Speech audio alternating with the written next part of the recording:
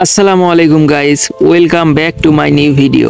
তো আজকে আপনাদের শেখাবো জেব্রা কি করে ব্রিডিং করতে হয়। জেব্রা ব্রিডিং করার জন্য আপনারা 7 থেকে 8 দিন আগেকার পানি নেবেন। আমার যেহেতু 7 থেকে 8 দিন পানি জমে রাখি নাই, সেজন্য আমি অন্য ট্যাঙ্ক থেকে নিচ্ছি। আপনারা অন্য ট্যাঙ্ক থেকে নিলেও চলবে। তারপরে আপনাদের সবার বাড়িতে নিশ্চিত মশারি আছে।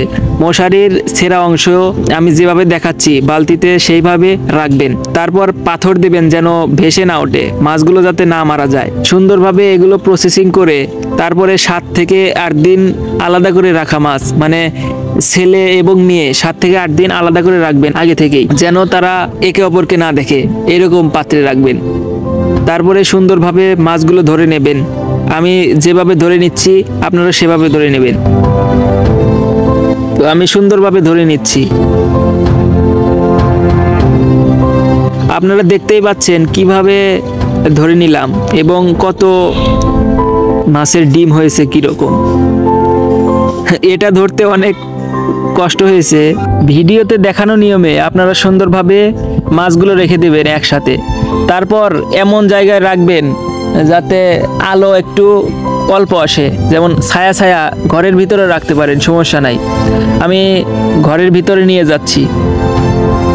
ছেলে মেয়ে উভয়কে একসাথে রেখে আমি ঘরের ভিতর রেখে দিচ্ছি। তারপরে কালকে সকালে দেখা হবে।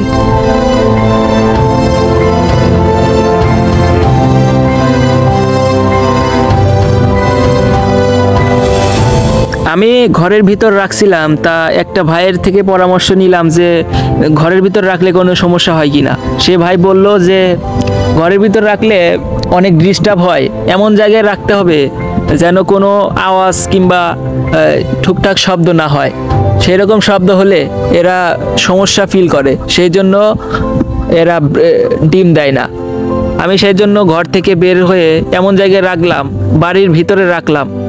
আমাদের বাড়ির ভিতরে যেহেতু কেউ অত প্রবেশ করে না, সেই জন্য কোনো শব্দ হবে না ইনশাল্লাহ।